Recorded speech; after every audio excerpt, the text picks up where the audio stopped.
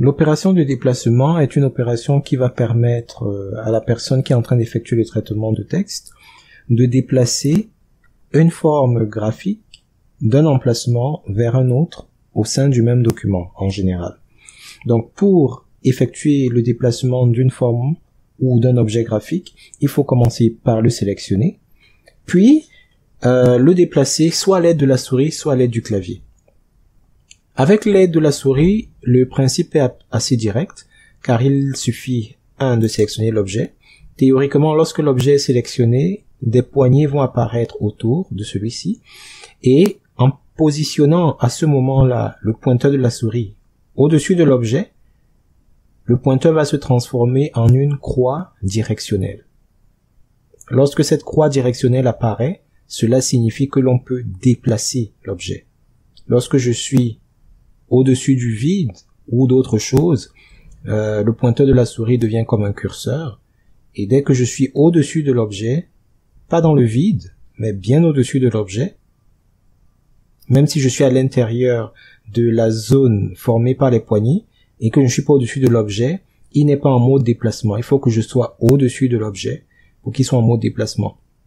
Et lorsqu'il est en mode déplacement, grâce à la souris et un clic glissé, je peux emmener l'objet à l'endroit désiré.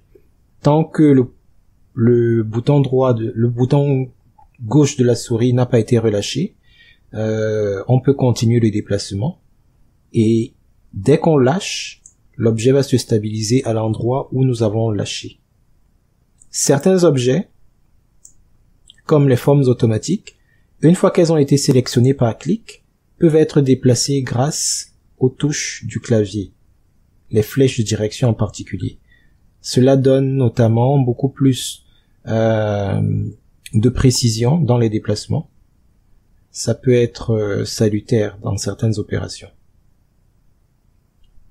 Certains objets, comme les textes graphiques, ont deux formes. Pour les sélectionner, on clique au-dessus. La zone délimitée par les pointillés va apparaître.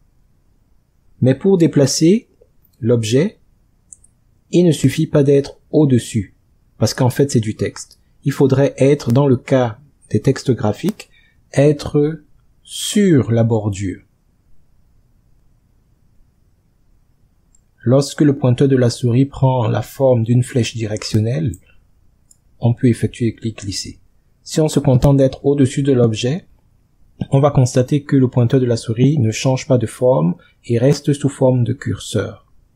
Ce ne sera pas suffisant pour effectuer les déplacements.